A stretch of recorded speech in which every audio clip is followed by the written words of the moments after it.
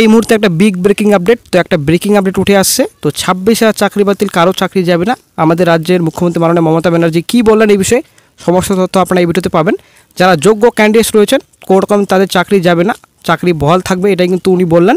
এবং কী কী ডিসিশন নিলেন আজকে এবং কী আজকে বৈঠকে কথাবার্তা বললেন চাকরি হারাদের সঙ্গে, আজকে আমরা এই ভিডিওতে সমস্ত তথ্য আলোচনা করব। সঙ্গে তখন ভিডিও শেষ পর্যন্ত দেখুন। চ্যানেল নতুন দর্শক অবশ্যই চ্যানেলটিকে সাবস্ক্রাইব করে দিন, সঙ্গে অবশ্যই রাখবেন প্রতিনিয়ত যে কোনো সরকারি বেসরকারি সবার আগে চাকরির খবর আপডেট পাওয়ার জন্য। তো বন্ধুরা, আমাদের রাজ্যের মুখ্যমন্ত্রী বর্তমানে এখন সুপ্রিম কোর্টের ঊর্ধ্বে যাচ্ছেন, আশা করি আমরা সকলে জানি সংবিধানের বিরুদ্ধে। তবে যাই হোক, রাজ্য সরকার কী করছেন আমরাও দেখি, কী করতে চাইছেন উনি।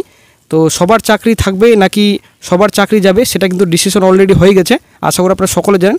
হাইকোর্ট যেটা আপনাদের রায় দিয়েছিল চাকরি বাতিল টোটালি 26,000, এবং সুপ্রিম কোর্টও কিন্তু সেই রায় কিন্তু দিয়েছেন, এবং হাইকোর্টে যেটা রায় সেই রায়টি কিন্তু বহাল রেখেছেন। 26,000 টোটালি চাকরি বাতিল। এখানে যোগ্য অযোগ্য বাছাই করা যেহেতু সম্ভব হয়নি, তার জন্য কিন্তু টোটালি বাতিল করা হয়েছে। আজকে কিন্তু ইনডোর স্টেডিয়ামে কিন্তু একটা বৈঠক ছিল, আশা করি আপনারা সকলে জানেন। তো বৈঠক কার জন্য ছিল, কাদের জন্য ছিল, আশা করি আপনারা এটাও জানেন। তো চাকরি হারা বর্তমানে 26,000 রয়েছেন, কয়েক হাজার কিন্তু ইনডোর স্টেডিয়ামের বাইরে ছিলেন, হাজার কিন্তু স্টেডিয়ামের ভিতরে ছিলেন। তো আশা করি আপনারা সকলে জানেন প্রচুর আজকে কিন্তু পুলিশের সঙ্গে ধস্তাধস্তি পর্যন্ত আজকে হয়ে গেছে। আশা করি আপনারা ঘটনাটি শুনেছেন। অনেকেই প্রার্থীদের নিয়েও কিন্তু চিন্তাভাবনা করছেন রাজ্য সরকার। অবশ্যই আপনারা শুনে নিন সমস্ত তথ্য কী বললেন আমাদের রাজ্যের মুখ্যমন্ত্রী মাননীয় মমতা ব্যানার্জি, শুনে